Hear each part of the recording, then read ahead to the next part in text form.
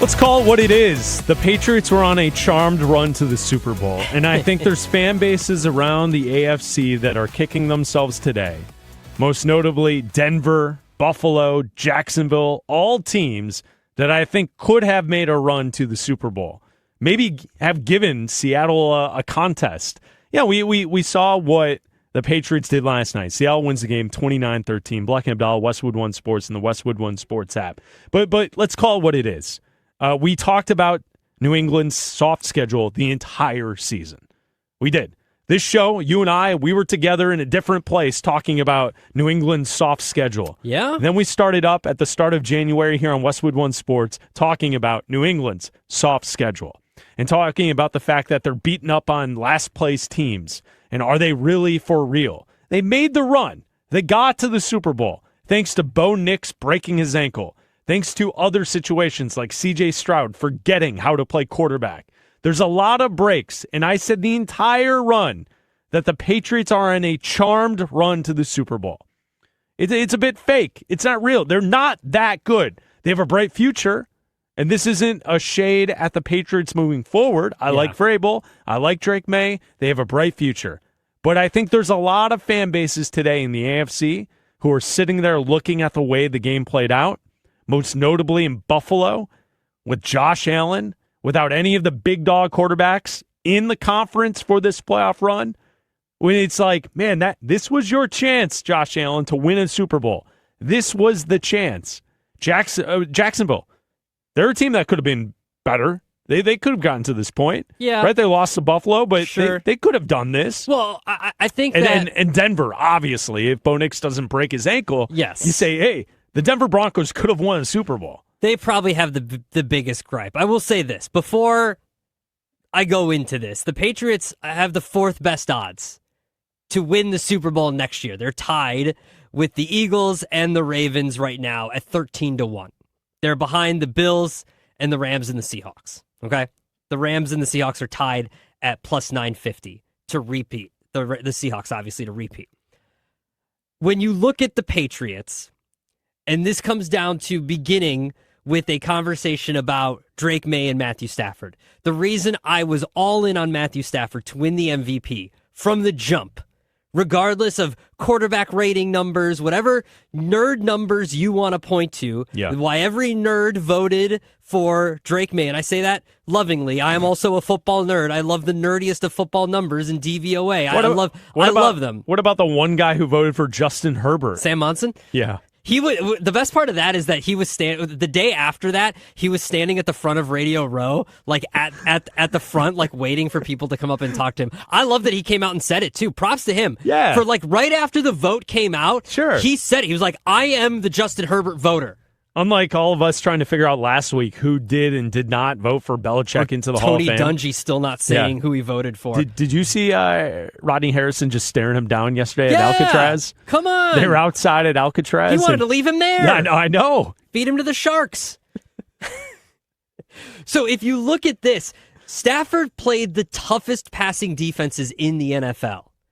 Drake May played the easiest passing defenses in the NFL. To me, that says it all about who should win MVP. And Stafford had more touchdowns, took 40 less sacks. I know I'm exaggerating, but still took a ton less sacks and should have won MVP running away. But instead, it came down to a couple votes, which was crazy to me. And then you look, and I know it's a regular season award, you look at the performance in the playoffs, and that said everything to me. Because when you had to start playing real defenses, they beat the Chargers 16-3. Because that offensive line was decimated. They had over 45 different offensive line combinations by the end of the postseason, because they only played in one game, trying to protect Justin Herbert. And that's why Sam Monson said he should be the most valuable player, because look at what he had to deal with. Sure, I guess. Okay? Yeah, I don't think that's the case. Regardless. I understand he was logic. sacked 5 times in that game and turned the ball over a few times, okay? Then they face the Texans. C.J. Stroud is just flat out bad right now. The Texans have one of the best defenses in the league, obviously not the best because that's the Seahawks, because they have two of the best defensive ends in the NFL. And they're great. And if CJ Stroud could play quarterback, and they're one of the teams that should be kicking themselves, because if they were in the Super Bowl, if CJ Stroud could play quarterback like he did his rookie year, they probably put up a better fight against the Seahawks and are there.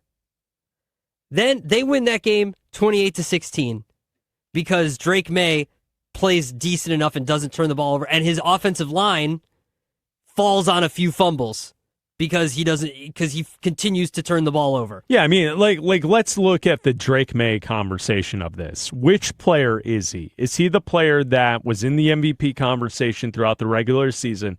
31 touchdowns, 8 interceptions, 47 sacks. Or is he the player that we saw in the playoffs? 6 touchdowns, 4 interceptions, 21 sacks in the playoffs. I think the one thing that is just, it jumps out at you immediately. Drake May takes way too many sacks. Yeah. You're right. You were on this the entire playoff run. I just don't know if the heights that we saw in the regular season are really indicative of how Drake May has played to this point. I think it is interesting that we could maybe suggest that the nickname, right? The nickname's going around today on social media about Drake May. People are calling him the schedule because of the soft schedule for the Patriots. Yeah. I suggested to you Tomato Can because he reminds me of that boxer that's just setting him up to knock him down, and he's not getting any resistance. During the regular season, Sam Darnold looked all world. But then again, when you see the competition rise in the playoffs, and I think that's where, when you look at that draft class, we saw in the playoffs, Bo Nix played great in that home playoff game against Buffalo before he broke his ankle. So I like that Bo Nix gave us something to at least add to the conversation in the playoffs. Caleb Williams in the playoffs for Chicago was incredible. Yeah. He was by far, in the 2 games that Caleb Williams played in, the best player on the field. And I think that is the difference. Caleb Williams has had moments where it's been up and down in the regular season. Towards the end of the season, though, he really started to show out. And then in the playoffs, he played his best football. Drake May was playing his best football against teams that are not competing for anything in the regular season.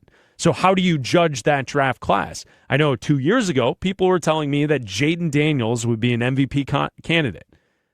You and I both thought that he's not durable enough to make it through an NFL season, and that came true this past year. And Washington seems to be in flux because new coordinators on both sides of the ball. What's going to go on with this team, and how are they going to move forward? So, I think in comparison to Drake May, I think Caleb Williams is the best quarterback from that class, and it's disappointing to see that May kind of took a step back here in the playoffs against tougher competition.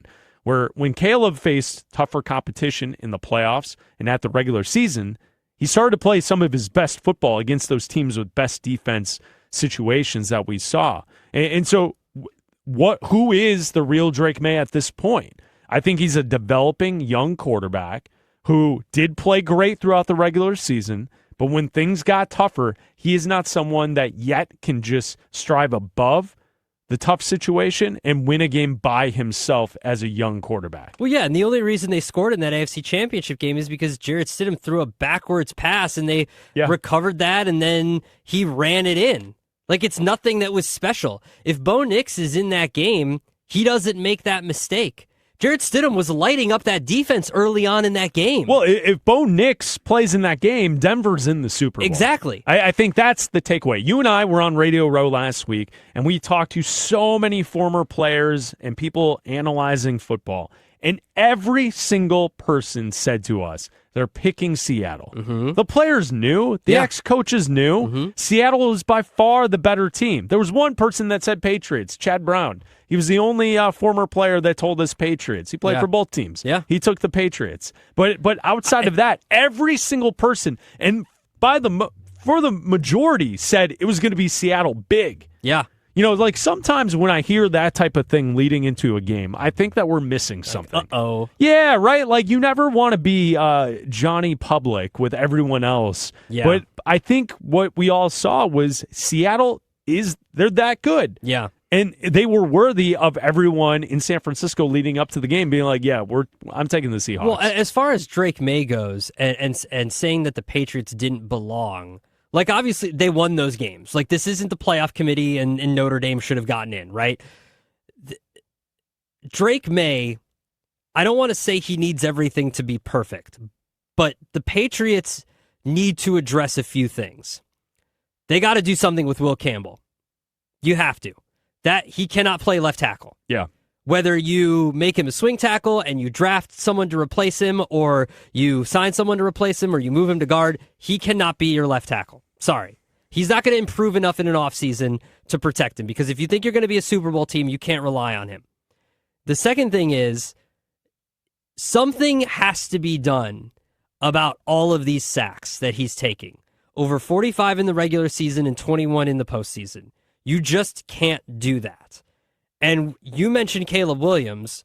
He found a way with a new offensive mind in Ben Johnson, going from Matt Eberflus, obviously defensive-minded head coach in that offensive system, to cut down the sacks. They completely changed their offensive line, bringing in 4 new offensive linemen and having to go through 3 different left tackles during the regular season because of performance and because of injury. But they figured it out. And he cut down his sacks by more than half. He was sacked almost 70 times in the regular season, and he cut them down by more than half. So don't tell me it can't be done. It can be done. And that's something you have to do. And Josh McDaniels is supposed to be one of the best offensive minds in the NFL. He's supposed to be one of the best offensive coordinators in the NFL. And you're supposed to be able to scheme against a weak part of your offensive line, and they could not do it yesterday. Like, they were trying to protect him. They were bringing in tight ends. They were trying to chip guys. They were doing whatever they could, and they just could not help Will Campbell to save their lives, to save Drake May's life. They just couldn't do it. So I don't know what they're going to do in the offseason, but if they fix that, if Drake May can take less sacks, and also like Kurt Warner told us last week on Radio Row, dude, throw the football away. Throw it away. That's part of the reason how you take less sacks. Throw the football away. Live to play another down. Run out of the pocket, escape the pocket, and throw the football away. Watch Aaron Rodgers. Throw the football away.